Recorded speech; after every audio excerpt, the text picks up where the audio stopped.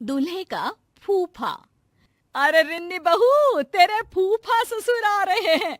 घर को फिर से चमका दे, दूध को फाड़ कर रसगुल्ला बना ले, और हाँ, आरती की थाली तैयार रखना। रिन्नी सर पर हाथ रख लेती है। क्या बात है माँ जी, अब तो बुआ जी की शादी को 30 साल हो गए, लेकिन फूफा जी की खातिरदारी तो ऐसे होती है जैसे। अरे बहू, तुझसे ज्यादा तो मैं परेशान हूँ, लेकिन करूँ भी तो क्या। तेरे ससुर जी से उनकी माँ मरते वक्त यही मांग गई थी कि कुछ भी हो, उनके दामाद की खातिरदारी हमेशा रहनी चाहिए। तो बेटा। हाँ हाँ ठीक है माँ जी, मैं अभी जाकर इंतजाम करती हूँ। थोड़ी देर में एक छोटी सी हाइट का पतला सा आदमी घर के अंदर आता है। अरे नहीं नहीं, कुछ नहीं चाहिए हम लोगों को। घर में मेहमान आने वाले, भागो यहाँ से निकलो। अरे क्या बदतमीजी है, घर के किसी बड़े को बुलाओ। तभी वहाँ रिन्नी बहू आ जाती है। अरे फूफा जी आप, आइए आइए, ये नौकरानी है घर की, इसे कुछ पता नहीं। अरे कैसे पता नहीं, घर पर काम पर रखा था तो परिवार वालों की फोटो नहीं दिखाई थी एल्बम में। अरे लो जी, अब हम एल्बम में फोटो क्यों देखे? काम करे कि रिश्तेदारी का पावर पॉइंट बनाए? हैं, बताओ तो जरा। तभी रिन्नी की सास आ जाती है। अरे बहुत बोलती है ये। अरे चुप हो जा यहाँ से। रिन्नी, आरती की थाली लिया, फूफा जी की आरती उतार ले। अब क्या, जितना उतारना था नौकरानी को आगे रखकर उतार ही दिया ना। न जाने किस घड़ी में इस घर की बेटी से ब्याह कर लिया। न माँ को सहूर था, न ही भाभी को। माफ करिए जी, मैं अभी आई। किसी तरह घर के सभी सदस्य मिलकर फूफा जी को समझाते हैं, माफी मांगते हैं, और मिन्नतों के बाद। तो जीजा जी कैसे आना हुआ? बहन बता रही थी कोई खास काम है। वैसे तुम लोगों से क्या खास काम हो सकता है? खास काम तो खास लोगों से होता है, और तुम लोग ठहरे आम इंसान। रिन्नी पति की तरफ देखती है। पति उसे शांत रहने को कहता है। अब वैसे फूफा जी, मैंने बेटे की शादी तय कर दी है, शादी की तैयारी रखिएगा। अच्छा, क्या तैयारी करनी है? देखो पैसे वैसे चाहिए तो अभी बता दो, वैसे भी ससुराल इतना फक्कड़ रहा है कि बस पूछो मत। रिन्नी को आ जाता है गुस्सा। इज्जत जो आपको महाराज की तरह दे, वो ससुराल फक्कड़ कहाँ फूफा जी। और पैसे की जरूरत नहीं है, बस आप और बुआ जी आ जाइए, यही सम्मान होगा।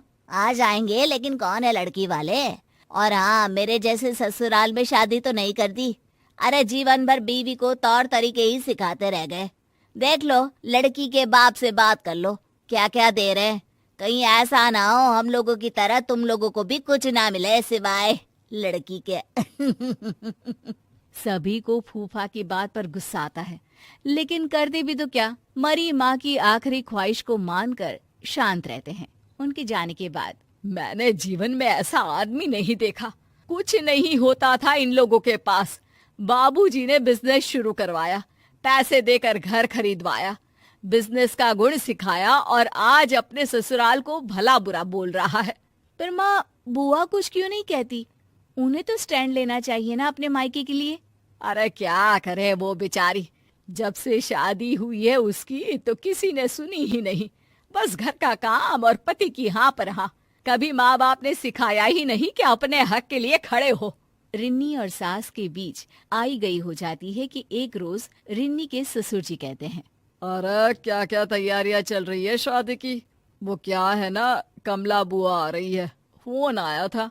क्या फूफा जी भी आ रहे हैं साथ में? वैसे भी आज हम लोग मेरे बेटे के होने वाले ससुराल जा रहे हैं। माँ, तुम बुआ को देख लेना, मैं और रिन्नी तो नहीं होंगे, हमारा जाना जरूरी है। अरे क्या पता बेटा, लेकिन अगर वो साथ आए तेरी बुआ के तो घर पर तो बवाल मचा देंगे। बेटा करता भी तो क्या, नहीं गया अपने बेटे के ससुराल, और माता पिता के साथ बैठकर बुआ और फूफा जी का इंतजार कर रहा था कि तभी बुआ आती है। अरे वाह मेरी बहना, बड़े दिन बाद आई। हाँ हाँ कमला दीदी, आपके पतिदेव तो आए थे, आप भी साथ आ जाती। क्या हो गया, दोनों साथ घूमते नहीं है क्या? भाभी, वो आपने अपने पोते की शादी तय कर दी है ना, तो उसके लिए ही भेजे थे ये हमको। पर बुआ जी, हम लोगों को तो किसी भी चीज की जरूरत नहीं है, बेटे की शादी है, आप लोगों का आशीर्वाद चाहिए बस।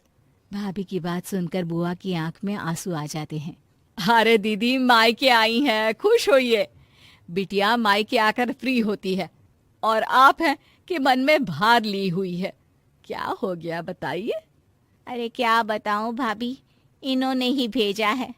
बोला है आप लोगों को साफ साफ बोल दूं कि शादी में ससुराल की तरफ से इनको सोने की चेन और 5,000 रुपये का चढ़ावा लड़की वालों से बोल कर दिलवा दे, नहीं तो ये शादी में नहीं आएंगे। मुझे भी धमकाया है कि नहीं तो मुझे अकेले ही भेज देंगे। और ये क्या बात होती है बेटा, हम लोगों ने तो किसी भी तरह के लेन देन के लिए मना कर दिया है। लड़की अच्छी है और उनकी माता पिता इतने सक्षम नहीं है। मैंने कुछ पैसे जमा किए हैं, वही आप लड़की वालों को बोलकर इन्हें दिलवा दीजिए ना। बाकी सोने की चेन का इंतजाम तो कर लूंगी मैं। अरे वो तो है मेरे पास, वही दे देंगे। रिन्नी बहू, जाकर सुनार के यहाँ से पॉलिश करवा लेना या तुड़वा कर नई ले लेना। बुआ के चेहरे पर मुस्कान आ जाती है। मैं आज भी आप लोगों पर बोझ बनी हूं ना भाभी।